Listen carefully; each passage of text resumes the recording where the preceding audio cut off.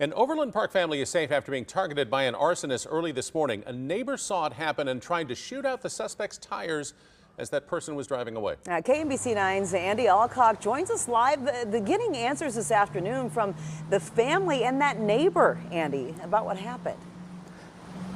Right, Donna and Chris, we're in a neighborhood just north of 159th Street, not far from Blue Valley High School. Now, we did speak to the husband and wife who live in the damaged home with their two children, ages 11 and 16, and their dog. They did not wish to be identified. They tell us at about 10 to 4 this morning, an unknown person broke a window in their basement on the backside of their home and threw a Molotov cocktail inside, starting a fire. Dave Cheerhart tells us he was up getting ready to head to the gym to work out.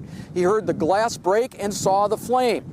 Dave tells us he grabbed his gun, confronted the masked suspect, and yelled at that person he describes as young, small, and skinny to get on the ground. Instead, the suspect jumped into a small white SUV and took off. At that point, Dave opened fire, trying to hit the vehicle's tires to disable it. Did you think maybe you were able to flatten any of those at all? I don't know. That's hard to do in the dark. That was hard to do in the dark. I was just making sure that I wasn't shooting towards any houses. That was my main concern. Now, the husband and wife tell us they have absolutely no idea why anyone would want to target their home with a Molotov cocktail. Dave tells us he did have an opportunity to shoot the suspect, but he decided against it because the confrontation was not on his property. Reporting live in Overland Park, Andy Alcock, KMBC 9 News. What a morning, Andy. Thank you.